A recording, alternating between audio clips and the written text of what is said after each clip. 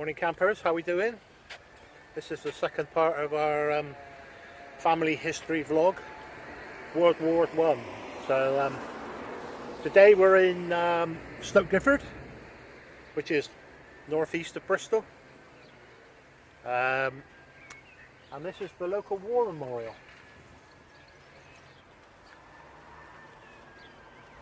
I draw your attention to Jesse Halford Wicks. That is a relative of ours. That is our great-grandmother's brother on mum's side of the family. He joined the Royal Berkshire Regiment, and he was killed in Salonika in Greece on the 25th of May 1917.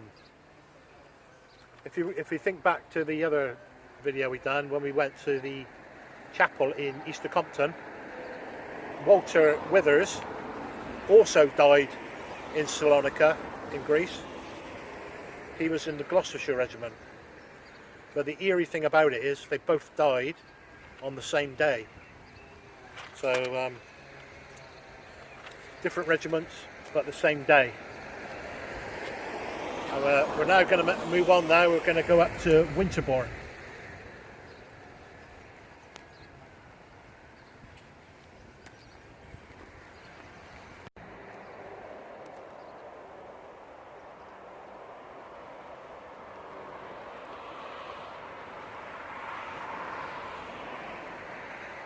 Guys, welcome to the next memorial. This memorial is located in Winterbourne, on Winterbourne Down. Just over the back here is the cricket pitch, just to give you some idea of where it is. So if we look at the names on the memorial, third one down is Percy Buckley. Now that is our great granddad's brother on mum's side of the family. So mum's dad's brother. Now Percy joined the army in 1914, age 16. He managed to get in underage. And he joined the Manchester Regiment. Unfortunately, he was killed in Ypres, Belgium, on the 27th of February 1918. And he was 20 years old. And he is buried in Artillery Wood, which is near Boozing in Belgium. Boozing is an interesting place for World War I history. That's just up the road from the very first gas attack. Catherine and Martin, when we visited there 2 years ago, you'll probably remember the place and remember his name.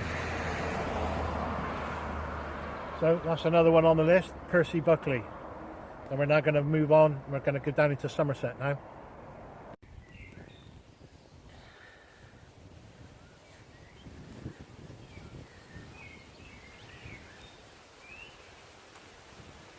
So welcome to a beautiful small town or village of Winchcombe, Somerset.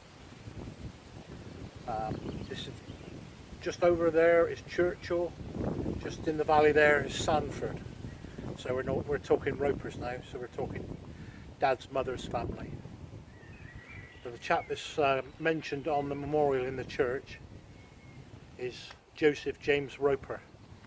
So we'll go on in.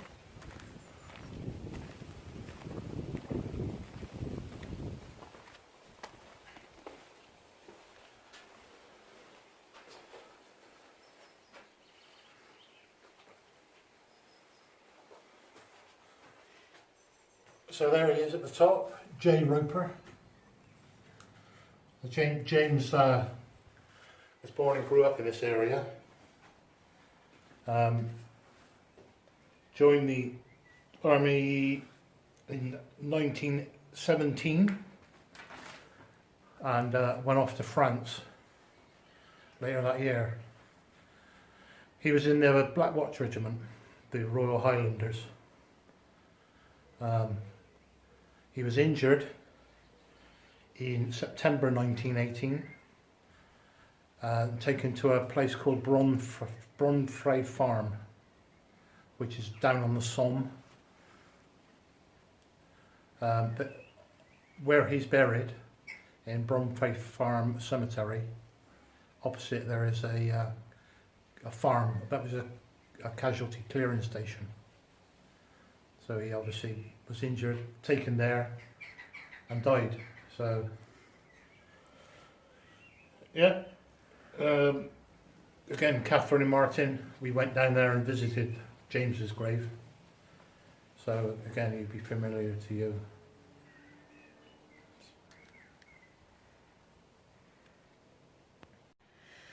Right then, babe, we've had a really nice day so far, just out and about looking at the local war memorials for members of your family, but one assumes that there must have been some members who went away and fought in the war but did actually survive and come back. Are you able to tell us anything about any of them? Yeah, sure, there's a few of them. If we start off with Thomas William Beams, if we go back to Easter Compton Methodist Hall, there's two brothers there, George and Godfrey. So Thomas is their father. He joined the Royal Navy and he was a gunner on a ship. Basically, he was the Royal Marine Artillery.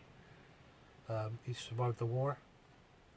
He was a bit of a colourful character in the family tree, but I don't think we need to go into that at the moment. Oh, we're going to put that in a separate one, are we? Yeah, that'll be a whole, that'll be an hour's vlog by itself. Yeah, say Thomas was a bit of a lad, but we'll get to that later. Again, George and Godfrey, one of their sisters, Queenie Beams, she married Harry Steer. Now Harry was a sergeant in the Grenadier Guards. He was severely injured in France, brought back to England, and he survived. But previous to that, he'd already received the military medal. So he done something rather brave or stupid or whatever you want to. How do you get a medal like that? You've not managed to find out that information? No, then? I've got lots of information about the medal and where he received it, but no, there's no information of what he actually done to get it, unfortunately. I'm still working on it. And presumably that's the same, because you haven't said where he was when he was injured. You don't know that information. I don't know that. I mean, that's the problem. The Grenadier Guards were all over the place. The thing is with World War I research, if people are killed, then they normally have a grave and they'll have a record and they'll have medal rolls.